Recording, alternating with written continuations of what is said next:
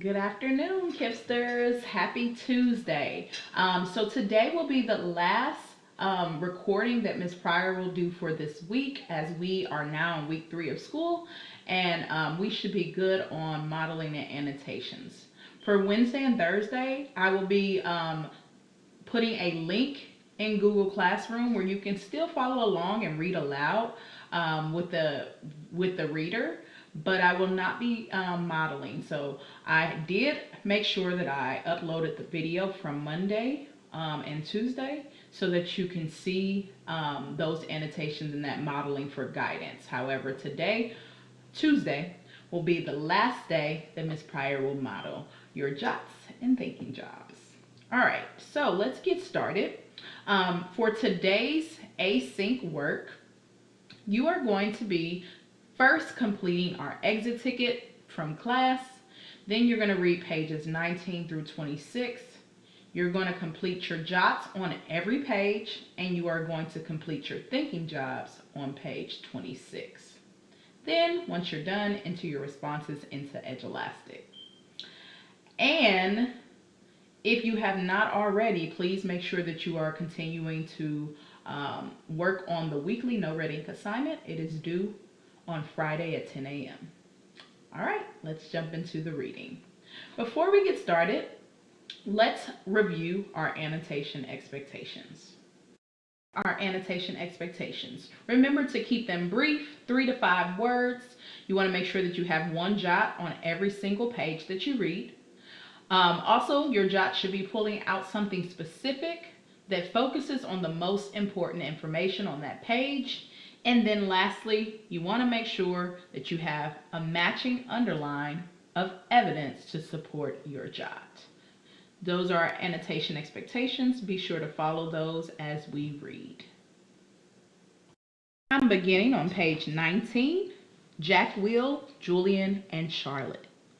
We followed Mr. Tushman into a small room across from Mrs. Garcia's desk. He was talking as he closed the door to his office and sat down behind his big desk. Though I wasn't really paying much attention to what he was saying, I was looking around at all the things on his desk. Cool stuff, like a globe that floated in the air and a Rubik's type cube made with little mirrors. I liked his office a lot.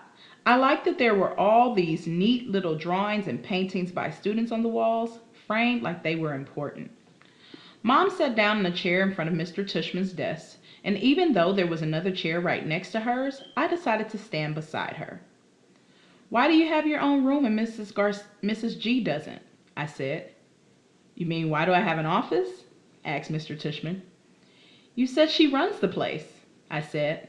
"Oh, well, I was kind of kidding. Mrs. G is my assistant." "Mr. Tushman is the director of the middle school," Mom explained. "Do they call you Mr. T?" I asked, which made him smile. "Do you know who Mr. T is?" he answered. "I pity the fool," he said in a funny, tough voice, like he was imitating someone. I had no idea what he was talking about. "Anyway, no," said Mr. Tushman, shaking his head. "No one calls me Mr. T, though I have a feeling I'm called a lot of other." We're going to stop right here, ask ourselves what's the most important thing that happened on this page.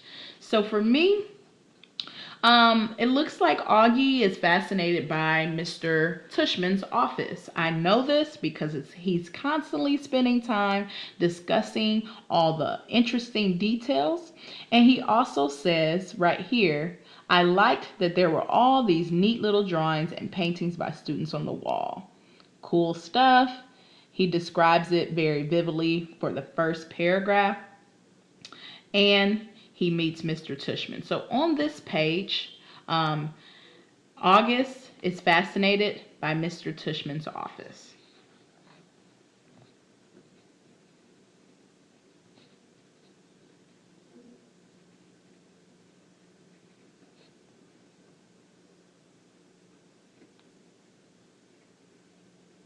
So Augie equals fascinated by T office. Right here, I was looking around at all the things on his desk. Cool stuff. There's my evidence right there to support.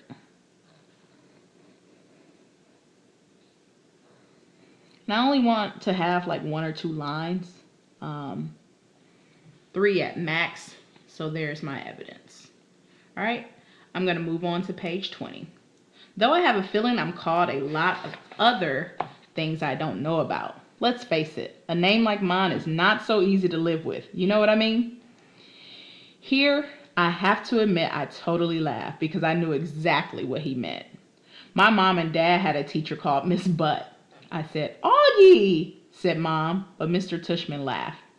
Now that's bad, said Mr. Tushman, shaking his head. I guess I shouldn't complain. Hey, so listen, August, here's what I thought we would do today. Is that a pumpkin? I said, pointing to a framed painting behind Mr. Tushman's desk. Augie, sweetie, don't interrupt, said Mom. You like it? Said Mr. Tushman, turning around and looking at the painting. I do too, and I thought it was a pumpkin too, until the student who gave it to me explained that it is actually not a pumpkin. It is, are you ready for this? A portrait of me. Now, August, I ask you, do I really look that much like a pumpkin? No, I answered, though I was thinking yes.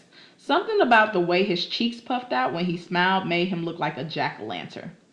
Just as I thought that, it occurred to me how funny that was. Cheeks, Mr. Tushman. And I started laughing a little. I shook my head and covered my mouth with my hand. Mr. Tushman smiled like he could read my mind. I was about to say something else, but then all of a sudden I heard other voices outside the office. Kids' voices. I'm not exaggerating when I say this, but my heart literally started beating like I just run the longest race in the world. The laughter I had inside just poured out of me. The thing is, when I was little, I never minded meeting new kids because all the kids I met were really little too. So I'm going to stop right here. So on this page, 2 things are happening. August is laughing about Mr. Tushman's name, but I wouldn't say that that's the most important thing. I think the most important thing is that Augie hears the kids' voices and he immediately begins to get nervous. So I'm going to underline that right here. I was about to say something else, but then all of a sudden I heard other voices outside the office, kids' voices.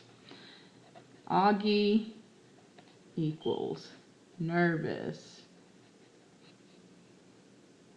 hears kids' voices.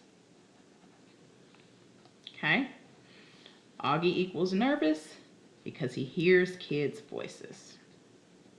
All right, let's continue. What's cool about really little kids is that they don't say stuff to try to hurt your feelings. Even though sometimes they do say stuff that hurts your feelings, but they don't actually know what they're saying. Big kids, though, they know what they're saying, and that is definitely not fun for me. One of the reasons I grew my hair long last year was that I like how my bangs cover my eyes. It helps me black out the things I don't want to see. Mrs. Garcia knocked on the door and poked her head inside. They're here, Mr. Tushman, she said. Who's here? I said. Thanks, said Mr. Tushman to Mrs. Garcia. August, I thought it would be a good idea for you to meet some students who will be in your homeroom this year. I figured they could take you around the school a bit, show you the lay of the land, so to speak. I don't want to meet anyone, I said to Mom. Mr. Tushman was suddenly right in front of me, his hands on my shoulders. He leaned down and said very softly in my ear, It'll be okay, August. These are nice kids. I promise.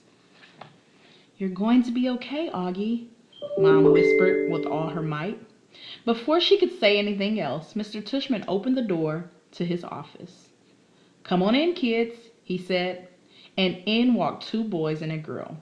None of them looked over at me or Mom. They stood by the door looking straight at Mr. Tushman like their lives depended on it. Thanks so much for coming, guys, especially since school doesn't start until next month, said Mr. Tushman. Have you had a good summer? All of them nodded, but no one said anything. I'm going to stop right here. Now, we're starting to see the interaction between August and the other students. And so for me on this page, August begins to meet the kids, and he feels awkward. But what's important to know is that August doesn't want to meet the new kids. So right here, I don't want to meet anyone. Augie equals